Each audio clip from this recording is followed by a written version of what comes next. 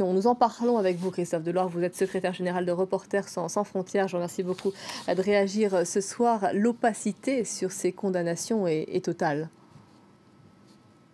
Oui, parce que il y a eu là des condamnations à mort, d'autres à des peines de prison très longues, des acquittements. Manifestement, les acquittés sont ceux qui avaient le plus haut niveau. C'est un moyen de protéger très clairement le prince héritier MBS.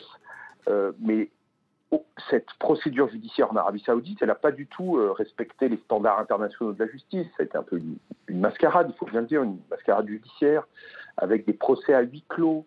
Alors certains diront, oui, mais il y avait quelques diplomates occidentaux qui étaient admis dans la salle d'audience.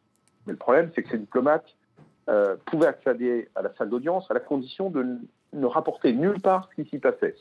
Bref, c'était vraiment un procès à huis clos.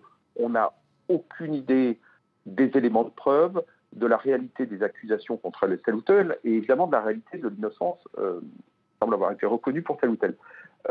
C'est malheureusement ce procès la preuve que le Royaume d'Arabie Saoudite veut avant tout protéger son image de manière extrêmement dure, mais pas obtenir toute la vérité sur l'affaire.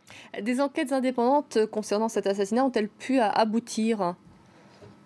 Il y a eu une enquête d'une rapporteure spéciale de l'ONU, Agnès Calamar, qui n'a pas obtenu la preuve, elle ne l'a pas prétendu, de la culpabilité du prince héritier saoudien, mais qui quand même a relevé des indices qui au moins laissent à penser que l'ordre est venu de très haut.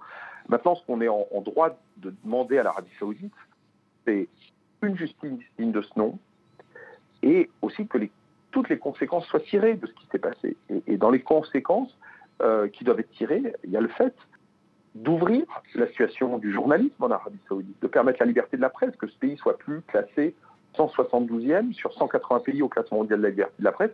Et ça passe d'abord par la libération de 30 journalistes, et même un peu plus, qui sont aujourd'hui en détention arbitraire dans le pays.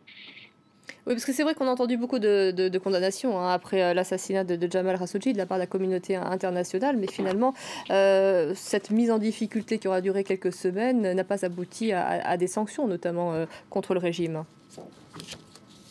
Non, le régime, il tente de s'en tirer à bon compte. Récemment, le prince héritier d'Arabie Saoudite, Mohammed bin Salman, a donné des interviews à la télévision américaine pour reconnaître une forme de responsabilité morale et une manière d'évacuer la question de sa culpabilité. Et puis surtout, le Royaume d'Arabie Saoudite n'a pas fait améliorer la situation des journalistes dans le pays. Moi, je pense à Raïf Badawi, cet internaute qui ouvrait des débats, à qui 50 coups de fouet avaient été infligés il y a bientôt 5 ans, ce sera 5 ans là début janvier, et qui croupit toujours en détention. Et malheureusement, des journalistes dans cette situation-là, ils seront nombreux. C'est important qu'avant le G20, le sommet du G20 qui aura lieu à Riyad en juin, il y ait une pression forte sur l'Arabie Saoudite pour que ce G20 ne soit pas un G20 comme les autres. Je vous remercie beaucoup, Christophe Deloire. Et on l'apprend à l'instant, apparemment, le fils de Jamal Khashoggi est satisfait de ce verdict et il ne conteste pas cette décision de justice, de la justice saoudienne. Merci à vous d'avoir réagi.